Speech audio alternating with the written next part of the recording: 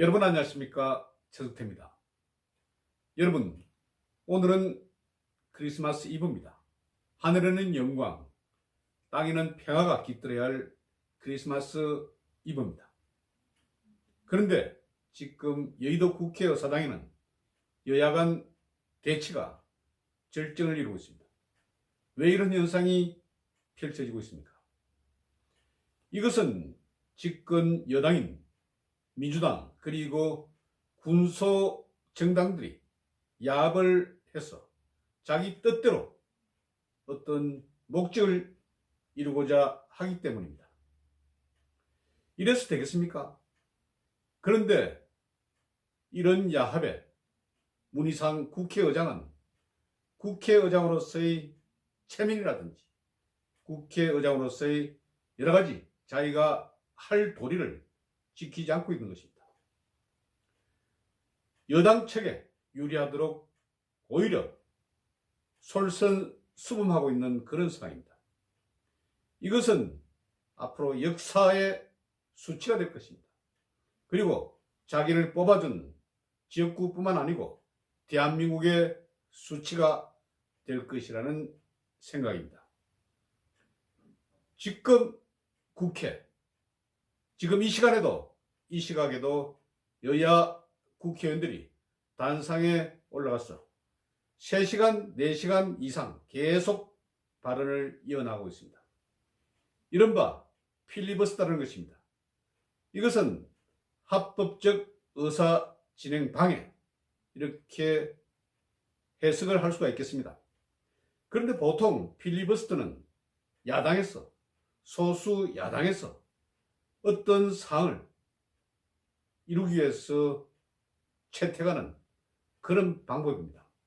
그런데 지금 오히려 여당 의원들이 중간중간 끼어서서 필리버스터 사항을 방해를 하고 있습니다. 이게 정말 도대체 이런 국회가 어디에 있습니까? 세계 어디에 이런 국회가 있을 수 있겠습니까? 아프리카 후진국에서도 이렇게 하지는 않을 것입니다. 그런데 이른바 세계에서 경제 10위권에 이르는 대한민국이 이런 소용돌이 케이오스에 빠져 있는 것입니다.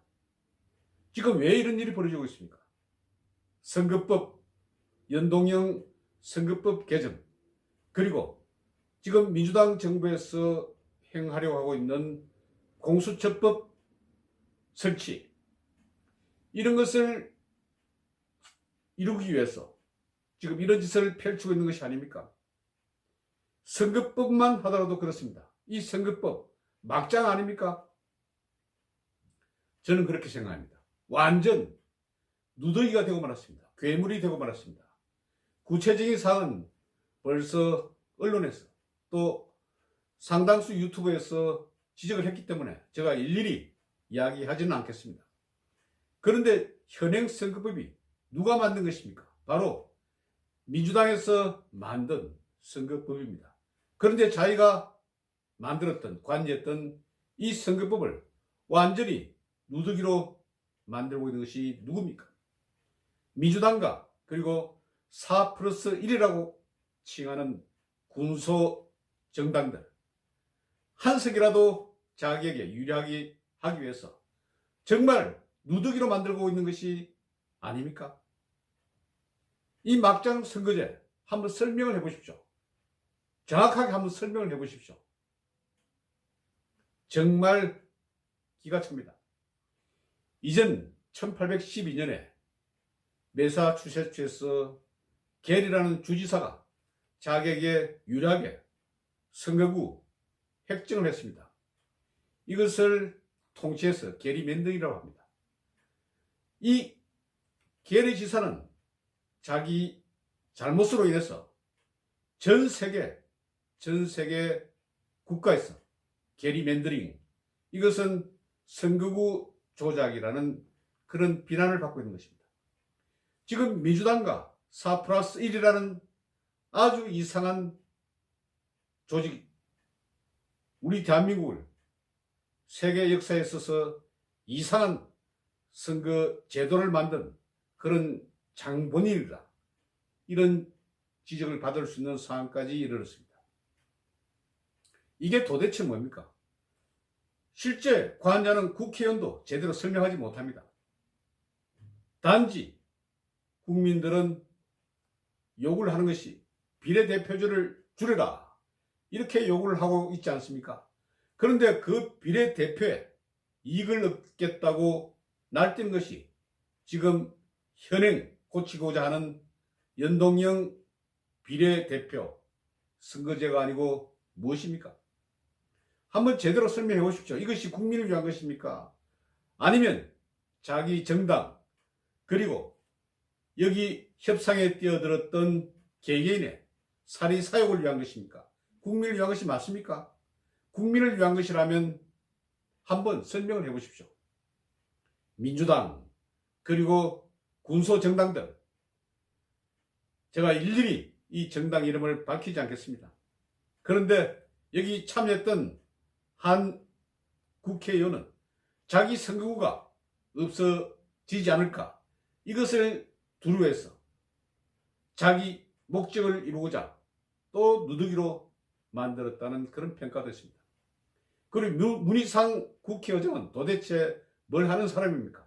자기 마음대로 의사 진행을 조정하고 합의 없이 그렇게 독단적으로 할 수 있는 그런 국회의장, 이전에 김영호 전 국회의장이라든지 앞에 있었던 국회의장들은 이러진 않았습니다. 국회의장은 무소속입니다. 물론 국회의장이 되기 전에는 소속 정당이 있었습니다. 그런데 김영호 국회의장 등등은 그런 짓을 하지 않았습니다. 지금 문희상은 도대체 왜 그렇습니까? 자기 아들 세습을 시키기 위해서 그냥 민주당에게 눈치 주기 운동, 그런 것입니까? 정말 한심하기 짝이 없습니다. 그리고 공수처법 4+1이 수정한 공수처법 예정안이 정부에서 추진했던 그런 공수처 법안보다 훨씬 더 공수처 조직을 더욱 강화시켰다는 그런 언론 보도도 나와 있습니다. 정부 측 공수처 법안 그대로만 해도 무소불위의 권한을, 권력을 가지는 그런 공수처 조직인데 더욱더 강화시키고 말았습니다. 이래서 되겠습니까? 검찰에서 말이죠, 이 법안에 따르면 검찰에서 고위공직자의 범죄 사실을 일단 체크를 했다, 인지라든지 어떤 제보라든지 이런 것에 의해서 알았을 경우에 이것을 바로 공수처에 통보를 해야 한다.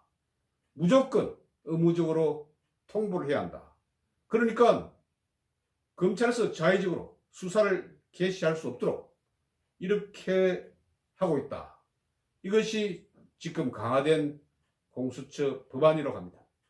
그리고 공수처 검사를 정부 안으로 할 때는 30명을 두기로 했지만 이번 안에서는 40명으로 10명을 더 늘리는, 그러니까 더욱더 공수처 조직과 그리고 권한을 강화시키는 그런 상황이라고 합니다. 그리고 또 공수처 여러 가지 업무라든지 또 상황에 있어서 일의 업무 분담에 있어서는 대통령령으로 정하도록 했지만 이번 법안에서는 공수처장 마음대로 또 할 수 있도록 그렇게 업무 권한을 바꾼다는 것입니다. 그냥 규칙으로 바꾼다는 것입니다. 그리고 공수처 검사가 국회의원 선거라든지 이런 것에 나갈 때는 징계 절차가 있었는데 이것도 풀었다는 것입니다. 그러니까 공수처라는 것이 정치 공수처가 될 수 있다, 이런 이야기가 나오는 것입니다.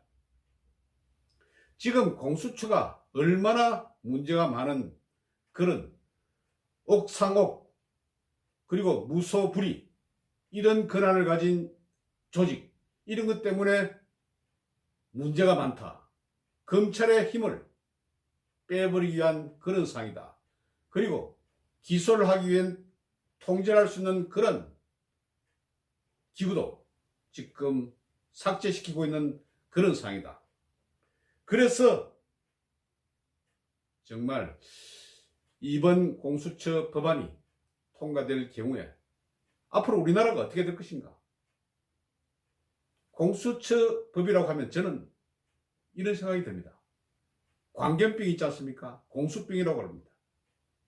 그런 것과 비슷하게 사람들에게 나쁜, 그리고 국가의 조직 근간을 해칠 수 있는 법안이다. 이런 생각이 드는 것입니다. 그래서 이런 법안, 그런데 과연 이런 법안 왜 만듭니까? 지금 검찰이 잘하고 있습니다.